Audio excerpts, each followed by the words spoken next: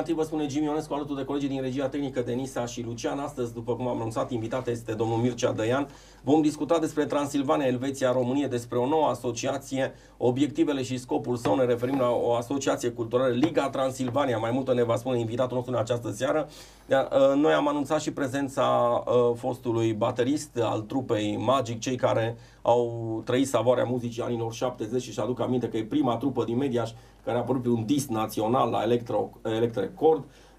Din păcate, Lutz Conner va veni, așa am stabilit cu el, abia acum a ajuns din Germania și am rămas ca data de 18 martie să ne întâlnim pentru a face un remember despre Magic, pe de o parte, dar și despre Transilvania, Elveția, României. Transilvania ajută prin ochiul unui Sas Rumänien Deutsch, cetățean german, dar care s-a repatriat, să spunem, în Transilvania. Vom discuta, evident, cu Lutz Conner, prietenul lui Mircea Dăian, dar în data de 18 martie, așa cum am stabilit. Ne întoarcem, Mircea, la ceea ce înseamnă tema emisiunii noastre.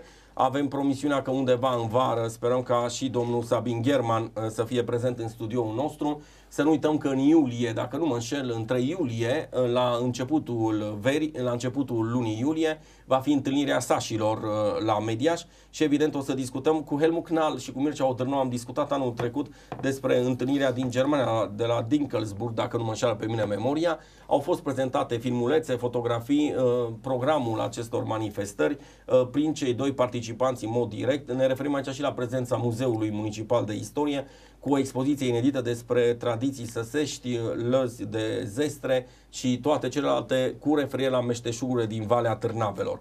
Bun, există o regiune, am titrat noi, în Europa Centrală, Transilvania, Elveția, României și amintesc aici de faptul că sunt trei națiuni istorice, cum bine știți.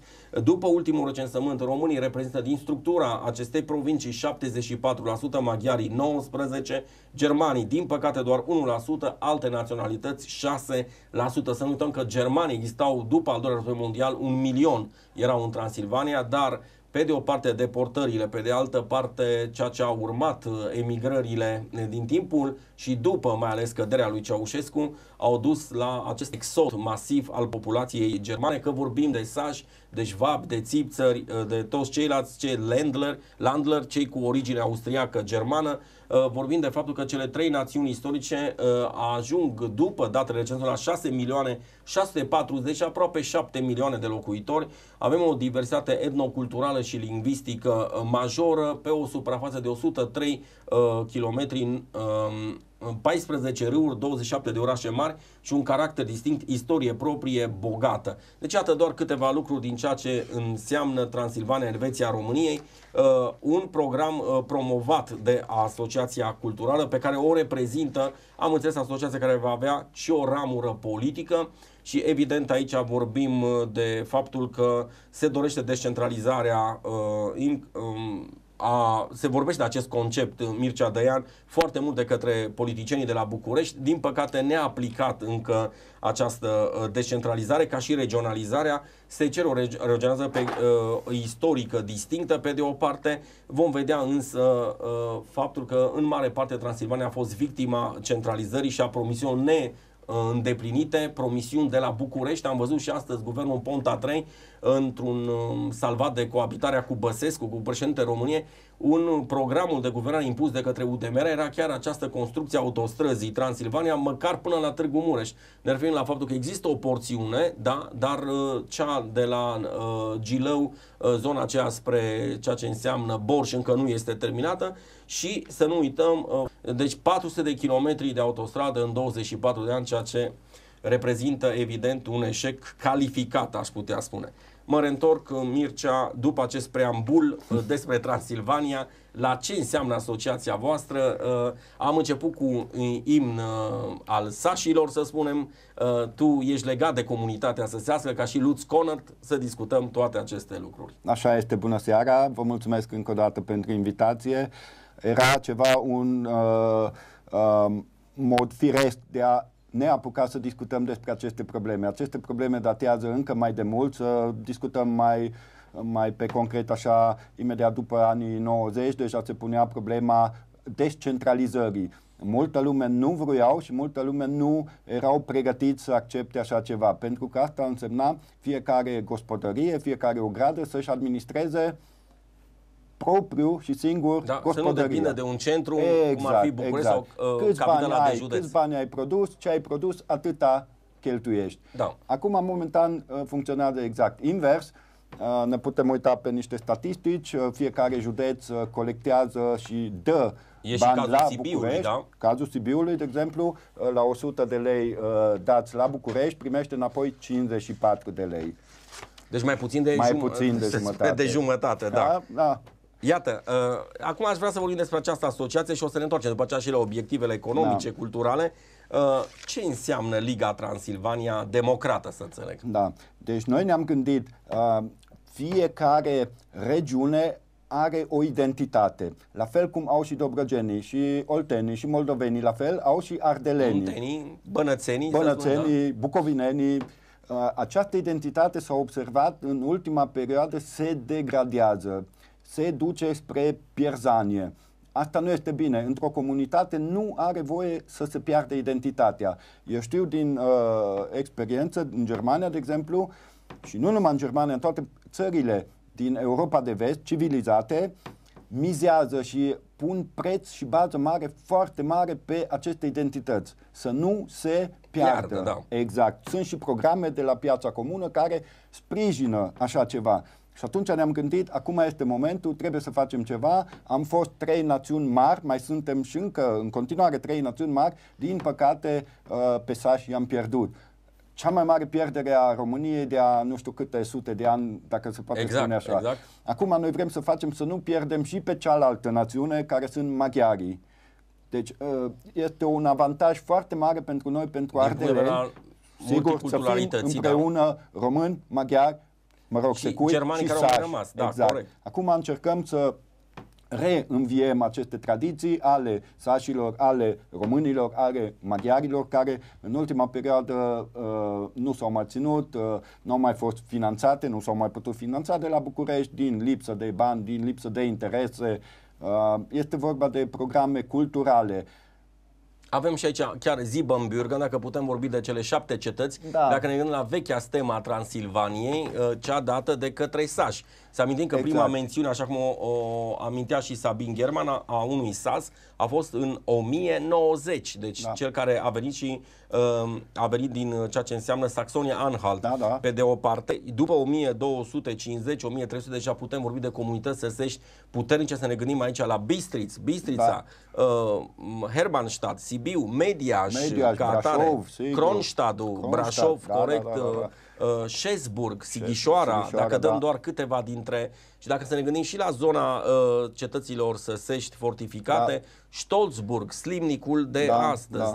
Acum, o problemă mare. Avem o grămadă de cetăți. În fiecare sat este câte o cetate. Se degradează, cad. Da, vechile cetăți nu mai sunt renovate, nu mai sunt folosite, nu mai sunt... Am văzut doar câteva la Moșna, să spunem că a fost prințul Charles și a salvat cât de cât prin vizita din 97. Da, una sau două dintr-o 100 sau din 50. Biertanu iarăși este o atracție turistică mare, fostul centru evanghelic timp de 300 de ani. Avem chiar imaginile cu bisericile săsești, Și să spunem că mai sunt aici din statistica pe care o am în față, recunoscute legal aceste culte, 64,4% sunt ortodoxi, după aceea avem greco-catolici 2,68%, unitarieni 1%, din ceea ce înseamnă Biserica Romano-Catolică 11,07%, calvinistă 10,3% și Biserica Unitariană, Luterană, din păcate, Biserica Evanghelică este aceasta, doar 0,42% din totalul populației, amintind însă că sașii au plecat și au rămas la nivel de 1%. În 1910 exista din structura populației în Transilvania peste 10% erau, 11% erau sași ca atare. Vorbim maghiar 31 și român 53,8%. Bun, ce poți să ne spui despre înregistrarea la tribunal a asociației voastre? Astăzi chiar am primit sentința de la tribunalul din Cluj. Suntem oficial, funcționăm de astăzi, avem și un statut, avem și o siglă. Acum lucrăm deja la un site propriu care o să-l avem. Acolo o să avem și opțiunea de un catalog online pentru ca să putem vinde deja, sau mă rog, să promovăm mai mult materiale. În principal, materialele acestea se referă la Stema Transilvaniei, cea veche, da? Exact. A celor, Siebenbürgen aparține sașilor, da? Exact, da. Aceasta va rămâne. Vom avea la sfârșit, noi avem și steagul Transilvaniei. Colegii o să-l pună din regia tehnică în materialul pe care l-au pregătit cu ajutorul tău. Și am văzut câteva dintre obiective. În primul rând se spune despre Elveția României, Transilvania. Noi suntem interesați, citesc câteva dintre ele. În ce scopuri cheltuim banii colectați din impozite și taxe? Cum spuneai, bun. Da, e normal, e clar. Să vă dau un exemplu simplu. O sală de spectacole sau de cultură din Mediaș, să luăm așa, are angajați o trupă de teatru, a 5 persoane, a 5 actori, de exemplu. Ei dau un spectacol, sala este plină, 10 lei un bilet, 600 sunt 6 a 600 de persoane, sunt 6.000 de lei. Acum vine sfârșitul de lună. Actorul primește 700 de lei salar, pentru că de la București nu au mai mulți bani ca să dea actorului din Mediaș care umple sala la Mediaș sau la Cluj sau și atunci, cum spui, banii din spectacol să fie direct a celor care îi fac, fără să mai fie plătite taxe, impozite sau normal, nu. Normal, trebuie făcut ca și afară, ca și în Europa de Vest, în celelalte țări, cum se face, se stabilește o cotă care se dă Bucureștiului, 15 sau 20% pentru administrarea ministerelor centrale de poliție, de salvare, de Ministerul de Externe, Ministerul de Interne, să cheltuie cu banii aceia. În rest, fiecare comunitate să-și gospodărească singur. Atunci, ei poate să plătească un actor bun sau foarte bun, să-i dea, mă rog, un ban mai bun ca să fie și el mulțumit. Deci asta zic că înseamnă decizie autonomă a faptului că dacă spectacolul este ținut aici, parte din câștiguri să revină celor care au organizat sau au jucat, nu să se ducă totul la ceea ce înseamnă bugetul central. Asta era ca exemplu. Ar mai fi altul, de exemplu, se adună și se colectează foarte mulți bani. Comunitatea are străzi proaste și foarte proaste. Momentan nu poate să le repare din cauza că nu primesc bani de la București suficient pentru a le repara. Am văzut primari care au amendat oameni care încercau să se astupe gropile. Am văzut pe știrile naționale date asemenea exemple. Consiliul Local și primărie care te amenda că de ce ți-ai acoperit groapa din fața casei. Acum, amenda de unde vine? Practic, legea este dată de la București. Deci e distanța mult prea mare. București, să zicem, comunitățile 7, 800, 900 de kilometri. Tu nu ai cum să știi de la București ce simte comunitatea respectivă, ce vede, ce măsură poate să ia el, care sunt problemele lui reale, acolo la fața locului. De la București nu se poate deplasa în toată țara, să fii în același moment sau în momente dese, să vezi problemele comunităților. Și atunci, și în Germania, și în Spania, și în Franța, și în Elveția, și în Belgia, de exemplu. Sigur, și în Olanda. Toată puterea este descentralizată și disipată comunităților. Deci toate comunitățile... de fapt de Europa, regiunea în care trăiesc peste 17 milioane, 700.000 de cetățeni minoritari. Dacă vorbim de ceea ce înseamnă Germania, Austria, Belgia, Italia, dacă ne referim la cei care vorbesc limba germană, în zona de nord, în zona Trentino.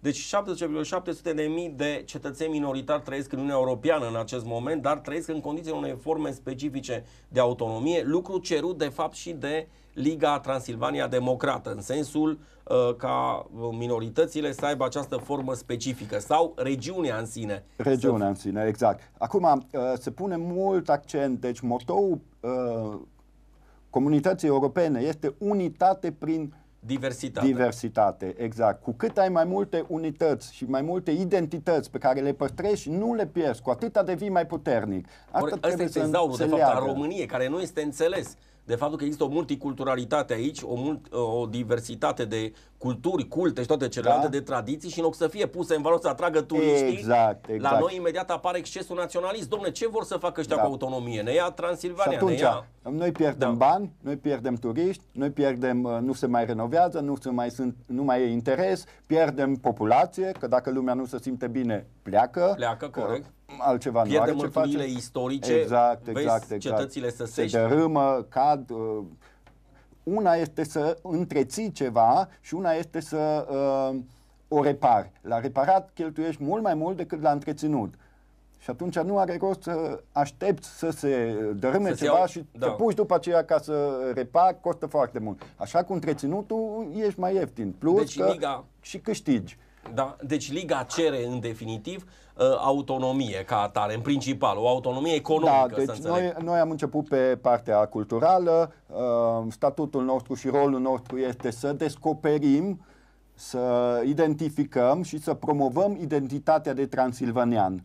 Deci asta este, identitatea nu trebuie să se piardă, din contră trebuie păstrată, trebuie identificată în copii mici și arătat, învățați, meșteșuguri pe fiecare zonă, pe fiecare regiune, sunt obiceiuri specifice pe fiecare 2-3 sate, ai câte un obicei. Noi asta vrem să facem, să le promovăm. O să scoatem niște reviste, o să avem emisiuni ample la televiziune, împreună. Se spune că unul dintre promotorii acestei mișcări este domnul Sabin Gherman, celebru prin manifestul înainte, deci în anul 2000, prin manifestul M-am săturat de România, dar realizator la Luc TV, după cum este bine cunoscut. Eu nu cred că a fi ardelean înseamnă a fi mai puțin român. Ne referim aici la fondatorul Ligii Transilvania Banat, Sabin Gherman. Este unul dintre inițiatorii acestei ligi, să spunem. Multă lume așteaptă multe de la noi. Noi, practic, românii sau ardelenii, ultima perioadă nu am fost organizați. Primeam multe semnale de la colegi maghiari sau secui. Ar dori să vorbească cu cineva care reprezintă pe românii ardeleni. Da, care oricum sunt majoritari. Nu este așa ceva, nu există așa ceva. Și atunci vă gândiți ca la un fel de partid al transilvanenilor în această ligă. Exact, trebuie să facem ceva pentru că nu se poate. Singur nu poate să facă nimeni nimica.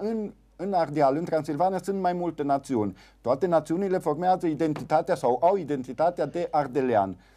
Singur, dacă o națiune încearcă să facă ceva, nu poate, pentru că este o parte a identității, o parte a Transilvaniei. Și atunci trebuie toți împreună ca să facem, să stăm la masă, să discutăm, să punem un plan și să... Corect, dar cum se vor șterge vechile animozități istorice, știți, între maghiari și români? Că de fapt aici imediat naționaliștii vor sări în sus, spunând că... Acum asta e problema lor. Să nu uităm că sute de ani, mii de ani, noi ne-am înțeles bine cu toții. Românii, cu sașii, cu maghiarii, cu secuii. Noi nu am avut probleme aici. Problemele mari le-au făcut cei de la București. Că acolo sunt probleme, că dacă mă duc în secuime și cer o pâine pe românește, nu primesc o pâine și niște chestii din astea simple pe care noi, ardelenii, chiar dacă nu știam maghiară, nu le-am avut problemele astea. Fiecare român, să zic așa, ardelean, are vecin ungur sau maghiar. Și i-am întrebat, tu ai avut probleme? N-am avut, niciunul nu a avut probleme. Sunt mai multe inventate de politicieni, spun ca să câștige capital electoral. Exact. Bun, am văzut aici că vorbeați de produse pe care dumneavoastră aveți o paralelă între Elveția, pe de o parte. Un exemplu elvețian este faptul că această țară a cantonelor are o istorie de succes de 165 de ani, toți pentru unul și unul pentru toți. Este acest principiu care este în statul federal ca atare, Confederația Elvețiană, stat federal, cu cantoane cu 26, care au Constituție, Parlament, Guvern și buget propriu pe de o parte, iar la nivelul federal, să spunem, al capitalei au Constituție, Parlament și Guvern. Pe de altă parte, cunoaștem Elveția care ca simbol văcuța Milca. Am văzut aici la Transilvania Joiana sau Morișco, să spun, da? Am văzut briceagul elvețian, bine cunoscut, așa, briceagul secuiesc. Ursul, în ceea ce înseamnă ca Berna, capitala Elveției, Alpii sunt munții elvețieni sau munții Carpați. Mai multe comunități naționale, diversitate și toleranță religioasă, diversitate etno-lingvistică, mai multe limbi oficiale, democrație directă, referendum, federație de cantoane, respectiv, să spunem, în cazul Transilvaniei, dorința ligii este regiune autonomă, pe de altă parte guvernare comună, colegială, bazată pe consens, economie prosperă ca fundament al statutului bunăstării. Citesc din ceea ce înseamnă comparația Elveția-Transilvania ca atare. Așa este. În orice caz, trebuie ținut cont și de aceste lucruri. Cei la București, bucovinian. Bun, în Germania, unde ai trăit atât, cam cum este? Acolo fiind și un stat federal, în care landul are autonomie, nu? Și are propriul parlament. Da. Deci sunt mai mici, au un miniștri prezidenți acolo și au și deci steagurile lor, imnul lor, o Constituție minimală, mică a lor. Bine, toate aparțin și ascultă, să zicem așa, de Berlin. De Berlin. E Dar clar. bine, dar Berlinul are faza legată deci de buget, să spunem, și parte legată deci de politică externă și așa, dar exact. autonomia și gospodăria este acolo, în landul Baden-Württemberg. Cred că nu cred că așteaptă directive de la Berlin să le zică nu ce. Nu așteaptă, așa e. Și plus, acum am luat-o puțin pe politică. Da. Te rog, pe scurt, okay. Da? De exemplu, în România, momentan, dacă este o firmă și are un rulaj mai mare de 50 de milioane de euro, musai să ai sediu social la București. Da. Păi, ăsta e principiul francez în care capitala ia totul. Centralismul democratic, în ghilimele. Este fabrica aici, lângă noi, la Sighișoara, care face lapte, unt și așa foarte bună. Are sediu social la București. Atunci acolo se plătesc taxele, acolo se plătesc salarii, acolo se plătesc impozitele. Păi ai văzut lupta pentru Romgaz și Transgaz, că și dacă pierde media și ajunge un fel de Dumbrăven 2, dacă pierde sediu fiscal, vorbesc în sensul partea financiară și atunci rămâne numai ca un centru de mentenanță. Ce facem ca oraș? Zic că am pierdut Sași, pe de o parte, un exod asta nu interesează pe nimeni sau nu interesează pe conducere. Conducerea unei țări trebuie să fie niște reprezentanți adevărați ai comunităților. Deci ei numai asta trebuie să aibă în cap, ca poporul sau comunitatea locală să o ducă bine, să o ducă bine.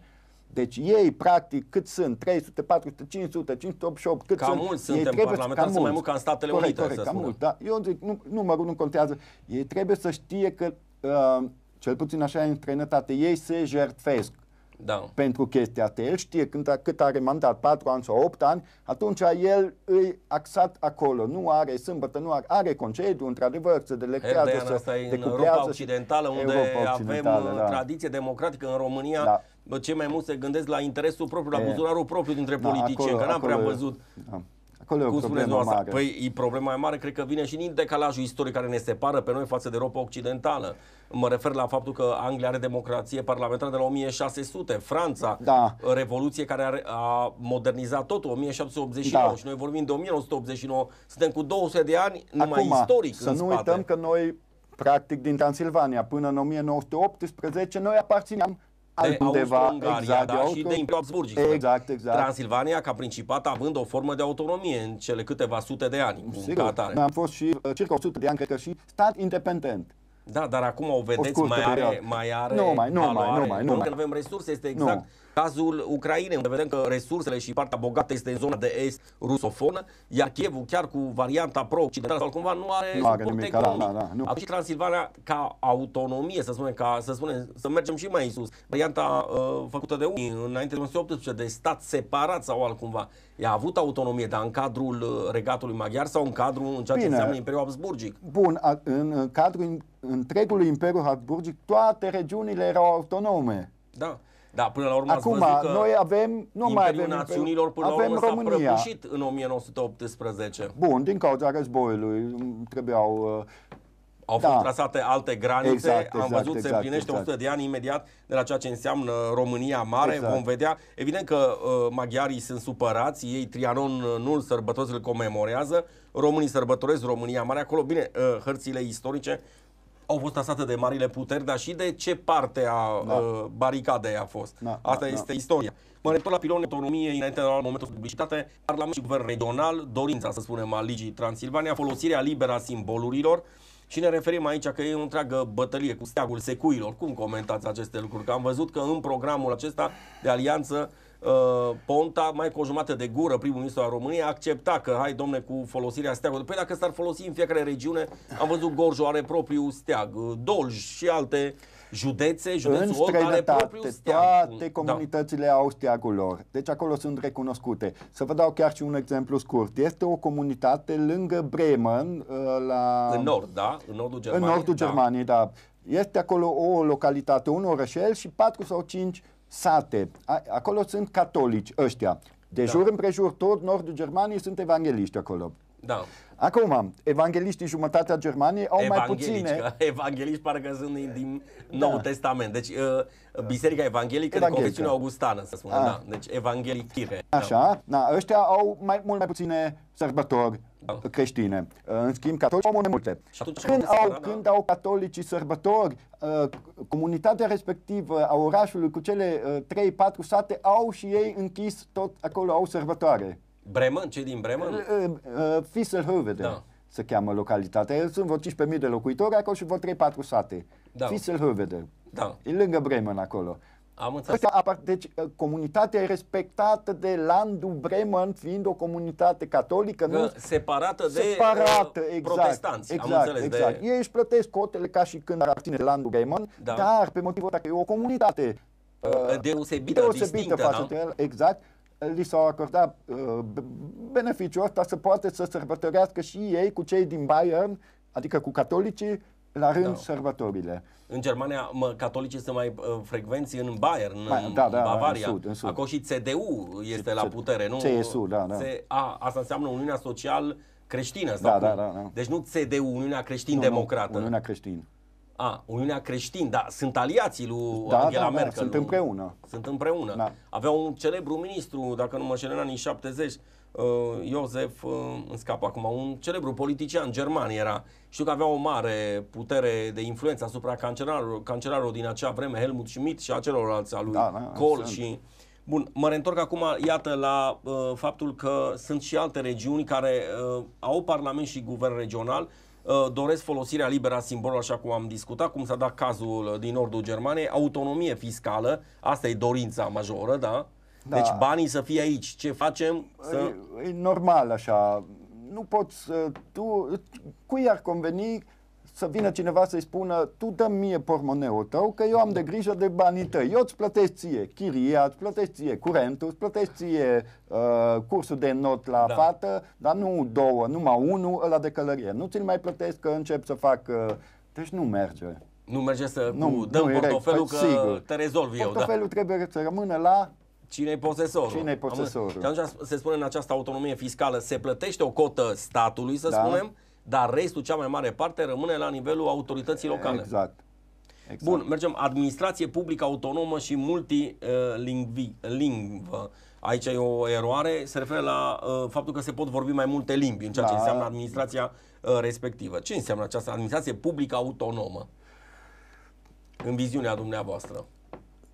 Deci, acum să facem o mică comparație cu Elveția. În Elveția sunt 3 sau 4 limbi oficiale. Da, 4 sunt. Păi vorbim de italiană, germană, franceză și reto-romană, limba cea mai veche, de fapt, e reto-romană. Exact. Acum, dacă cineva, indiferent din ce zonă a Elveției, vrea să se angajeze ca bugetar, deci în interesul statului, funcționar, trebuie să cunoască toate cele 4 limbi. În Elveția așa este? În Elveția, pe sigur. Da, dacă lucrezi în zona Lausanne, care e zona franceză, am văzut. Da, și dacă îți vine italianul acolo și tu nu te înțelegi cu el, nu-i regulă. În Elveția credeam că fiecare zonă, cantoane au propria lor limbă oficială, dar acceptă și celelalte. Exact. Deci dacă te duci la Zurich și dacă ăla nu știe, nu germană, că germana acolo se vorbește clar, dacă nu știe italiană sau altcumva, n-are ce căuta în administrație. Exact. Păi el acolo la administrație. La fel ca și în Secuime, la fel ca și în Târgu Mureș. De ce ai pus acolo? Să rezolve problema sau problemele cui? Da, comunității. Ok, comunitatea e 70-80% maghiară. Eu ce fac acolo? Pot să am voie sau vreau să pun un român? Bineînțeles că pot să pun un român, dar trebuie să știe și maghiara. Apoi acum vii că trebuie că muscă, nu știu ce, că suntem în România, să învețe ceilalți 80% românește. Da. Păi ei învață, dar cum te descurci tu mai ușor când omul din 24 de ore, omul 20 de ore vorbește numai maghiară și 4 ore românește, să zicem așa în mare, el nu e așa de perfecționat să vorbească așa de bine. Deci cel care e funcționar sau profesor ar trebui el să știe ca atare. Pe asta vă autonomie în cadrul sistemului de învățământ. Asta tot aici se reduce la partea asta multilingvistică. Exact, asta vrem să facem noi și să promovăm. Tot așa fac o mică comparație iarăși cu Germania. Germania iarăși are o comunitate, dar nu are statutul de autonomă. Sunt o comunitate cum sunt la noi oltenii și se fac bancuri pe ei, așa sunt la ei Plattdeutsch, vorba lor și vorbesc o Plattdeutsch, vorbesc o limbă arhaică sau cum? Sau mai diferită, mai veche, mai așa. Acolo în zona unde sunt, în școală, sunt pe săptămână 2 sau 3 ore, fac în limba respectivă, să nu se piardă, în dialectul lor. Să nu se piardă, am înțeles. Să nu se piardă. Sașii au aceleași drepturi în Germania. Pot să aibă școli Sau Acum o oră, nu, două, sau nu, nu? Că nu. sașii îți răspândiți peste tot. Îți răspândiți peste tot, dar mai este o chestiune interesantă aici. Sașii sunt sași numai în Transilvania. De ce? Acolo de la Saxon? Ca faptul că vin din Saxonia? Sigur. Deci tu ești sas în Transilvania. Da. Tu când ai ieșit deja, ești neamț sau român. Da, Rumenian Deutsche am văzut Rumenen că Deutsche. german din România, din cum ar România, veni, da. sau așa ceva. La nivelul general, da. Exact. Deci sașii sunt Și numai din Saxonia cum se numesc? Nu Saxon. Nu Saxon. Ba da, da. Cum aș fi Schwabănce de la Stuttgart, nu? Ba da, da. Nu sunt Ei au alte porturi, au alte tradiții. Față de au Schwabăn din Banat, sigur. să înțeleg cum. Sigur.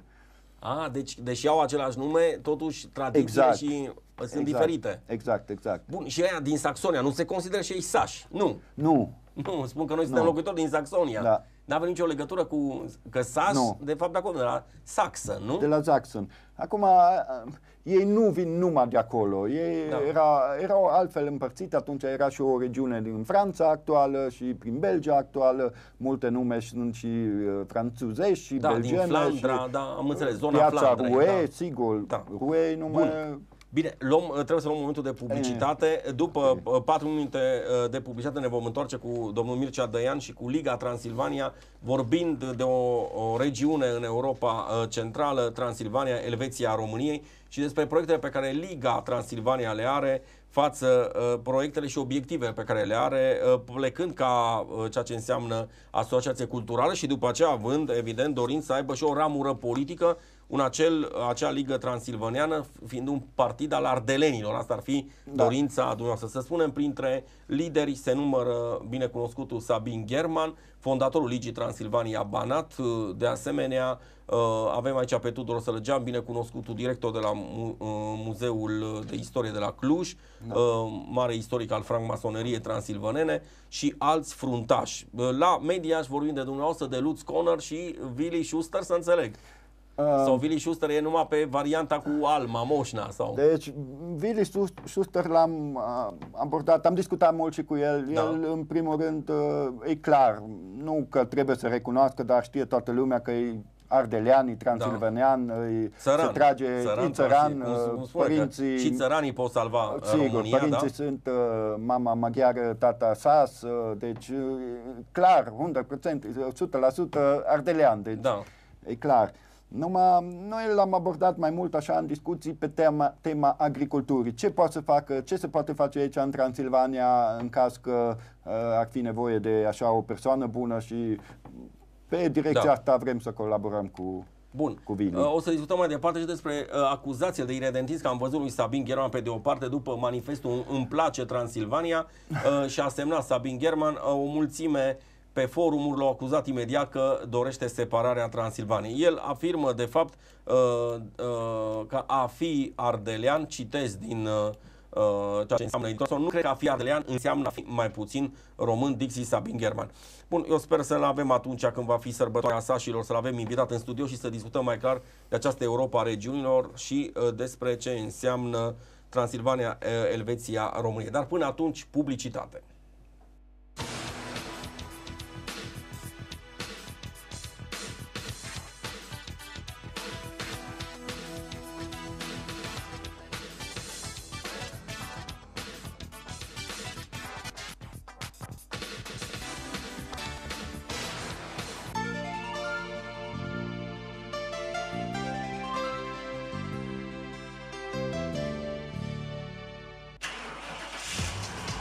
Vrei ca autoturismul tău să beneficieze de toată atenția cuvenită prin servicii multiple, profesionale și de calitate? Apelează cu încredere la Spălătoria Laguna, șoseaua Sibiului 172A.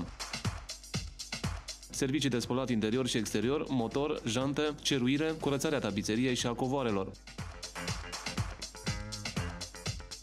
Folosim produse originale de calitate superioară ce nu afectează componentelor autoturismului. Acordăm atenție maximă detaliilor pentru ca rezultatul final să arate impecabil. Spălătoria Laguna. Cu siguranță vei pleca mulțumit.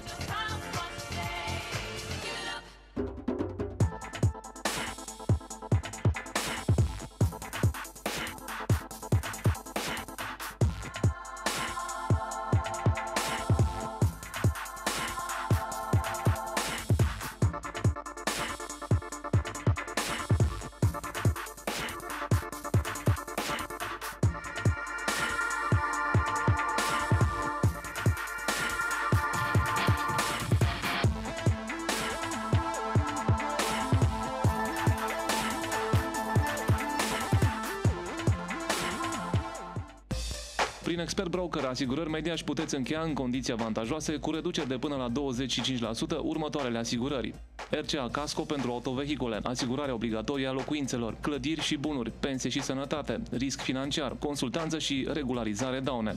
Expert Broker Asigurări, eficiență, experiență, tradiție în domeniu. În Mediaș, șoseaua Sibiului numărul 176A, strada Unirii numărul 13 și în incinta Kaufland.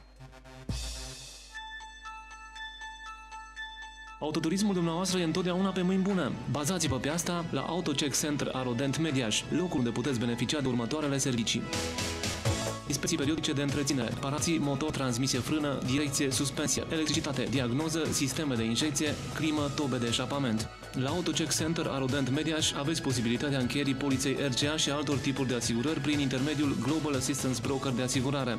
AutoCheck Center Arodent, în Mediaș, șoseaua Sibiului 172A, telefon 0269 833 883. AutoCheck Center Arodent Mediaș, serviciul meu profesionist. Un proiect de infrastructură este un test de anduranță, atât pentru constructori, cât și pentru beneficiari.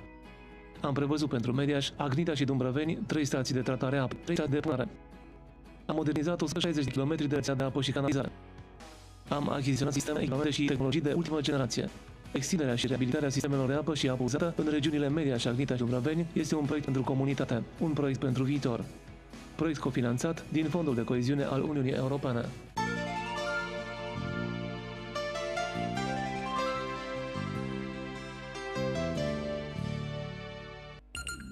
Pentru o viață sănătoasă, consumați zilnic minimum 2 litri de lichide.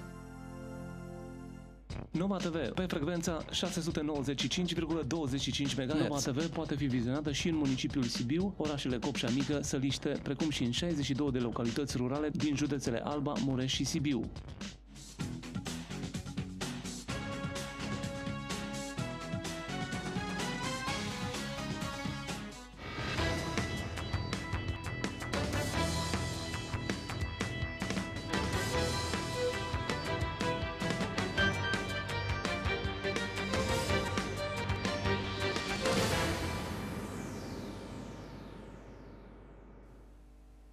Ultimele 15 minute alături de domnul Mircea Dăian. Evident, în 18 martie ne vom întâlni cu Lutz Conner, trebuia să fie astăzi prezent.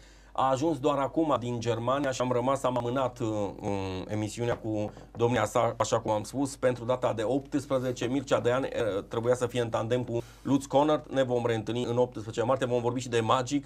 Lutz ne-a promis niște fotografii mai vechi și un istoric inedit al celor de la Magic, dar vom vorbi și de faptul că Liga Transilvania dorește un viitor pentru Transilvania. Iată și unul dintre Kleber Bildurile, să le spunem așa, TS Transilvania, pe de o parte în limba română, Erdeli în ceea ce înseamnă maghiară, Siebenbürgen în germană. TS este unul dintre simbolurile acestei mișcări. Pentru început, Liga are o formă culturală, dar va deveni după aceea, o să discutăm în ultimele minute, și de aripa politică, pentru că se dorește să existe acest partid al Ardenelor, această Ligă Transilvania pentru ceea ce înseamnă Ardeneni. Avem în față și câteva statistici îngrijorătoare, aș putea spune, sunt din datele oficiale apărute în România, Institutul Național de Statistică.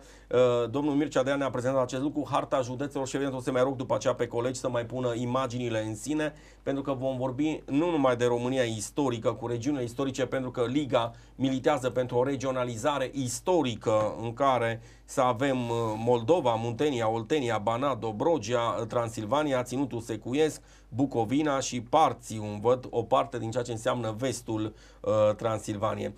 Iată, la Sibiu avem harta județelor între banii primiți de la stat și banii încasați de stat prin taxe și impozite. Iată, vorbim de harta istorică, cu regiunile istorice ale României, dorința care este a acestei legi. La Sibiu avem, Sibiu este pe locul 7 din punct de vedere a salariilor care se află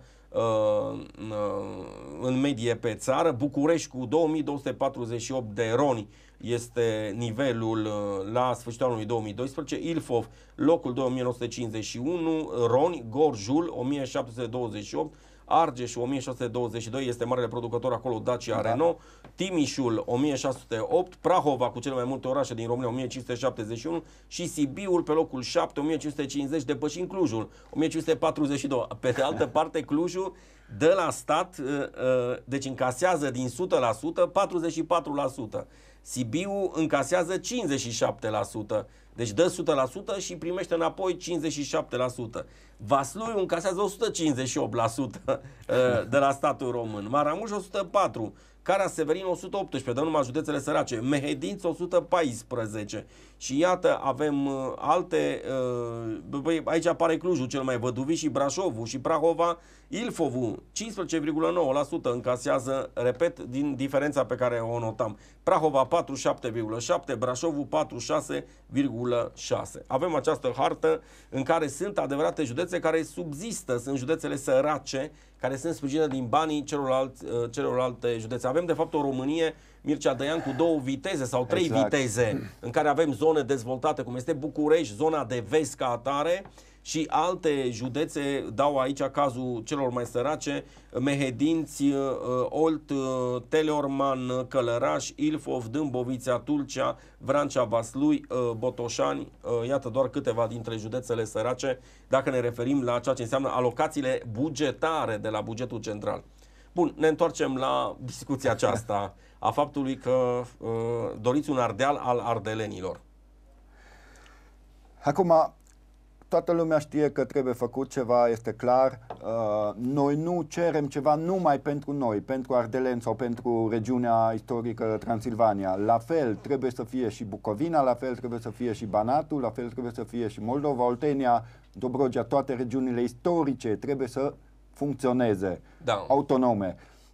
Neapărat. Da, dar atunci o să vă sară ceilalți în caz spunând că statul național dispare, dar eu cred că nu dispare, rămâne doar o formă de autonomie culturală și economică. Exact. Acum să luăm așa, stat național. Ce înseamnă stat național? Există o singură națiune, există o singură țară, există o singură capitală, există o singură comunitate?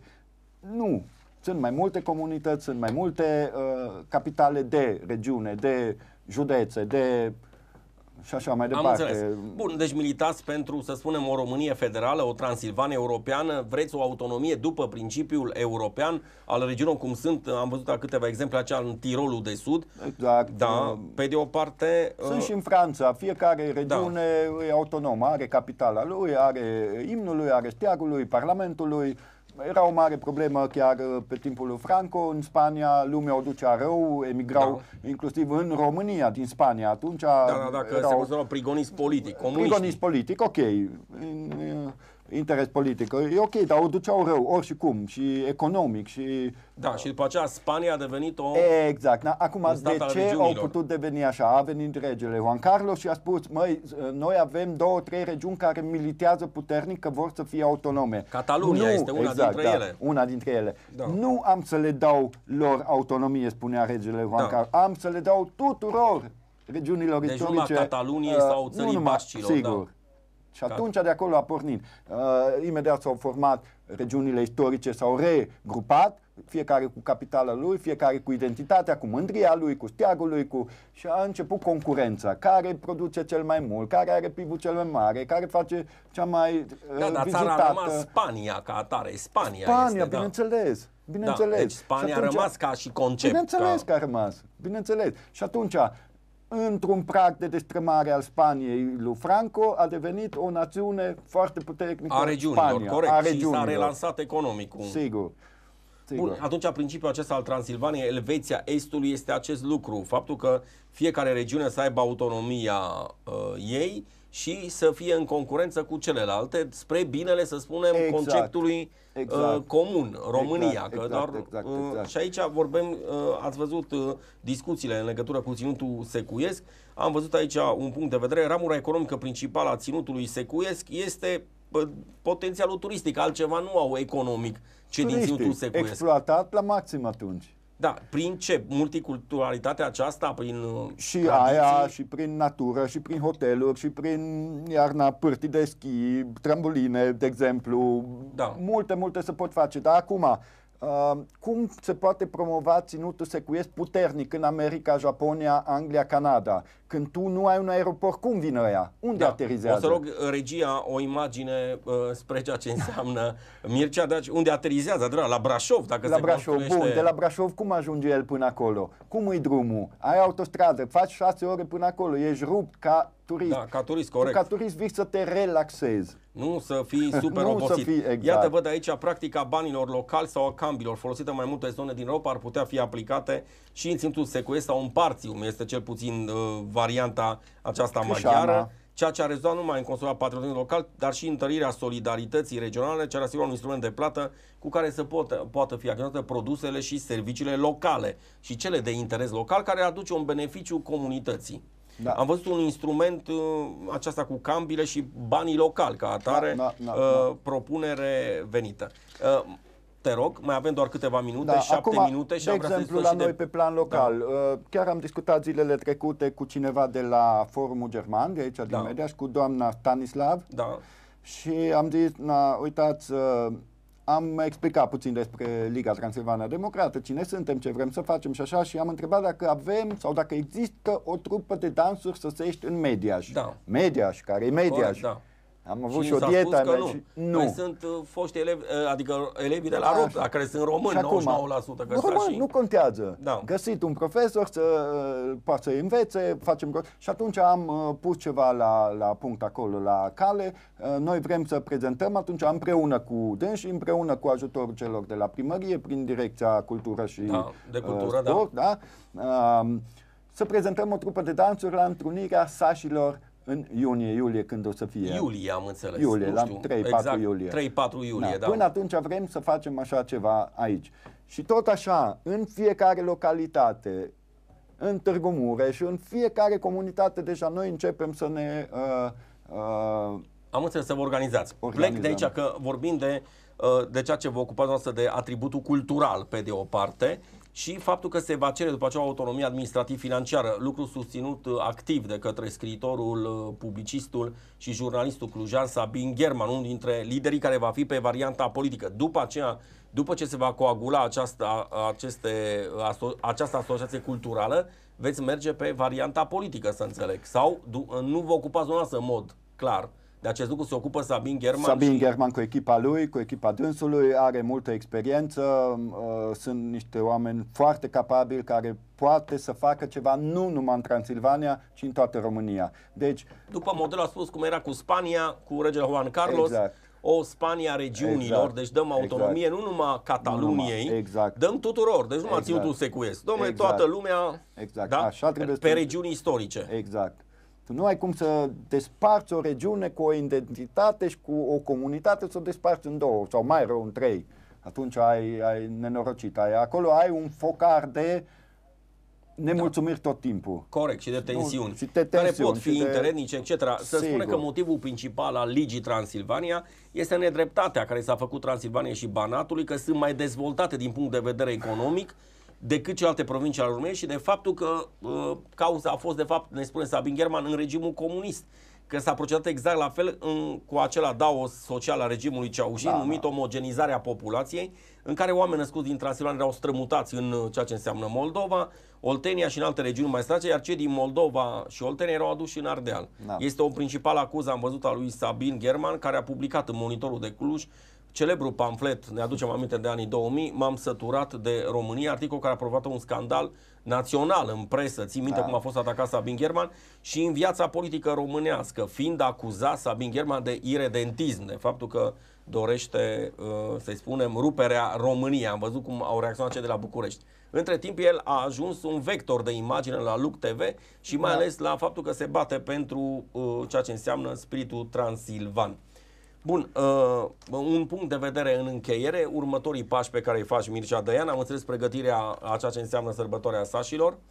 Vrem să încercăm să scoatem o revistă bilunar sau lunar, să vedem acum cum putem logistic să ne organizăm. Vrem în toate cele trei limbi să apară revista în română, în maghiară și în germană. În germană mai puține exemplare, pentru că, din păcate, avem foarte puțin saci. La nivelul județului Sibiu, 2000 de saci mai sunt, din păcate. Din păcate, din puțin. Ceea ce era înainte, păcat mare, da. Repet. Da. Vrem să facem la școli, să căutăm niște școli și să promovăm cumva ceva meșteșuguri tradiționale localităților respective. Acolo iarăși este mult de lucru, trebuie să ne grupăm, trebuie să ne organizăm. În primul rând, iarăși, mai vrem să luăm legătura cu celelalte organizații. Deci am și luat legătura deja cu cei de la Forumul German, cu cei de la Neuerweg din Sighișoara, chiar sunt băieți foarte buni, acolo ne ajută. Am luat legătura cu cei de la UDMR, încă nu, de la Partidul Popular Maghiar al Maghiarilor.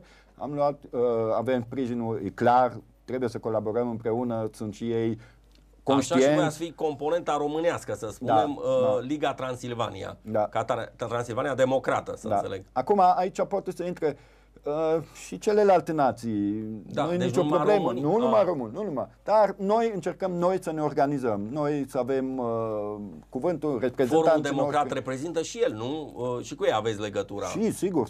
Și Forumul Democrat al Germanilor, urmează UDMR, să spuneți Partidul Popular Maghiar, cu Partidul Popular am luat deja legătura cu, așa, am rezolvat o discuție în prealabil deja și cu Partida Romilor. Da. Am zis, nu, și ei fac parte din...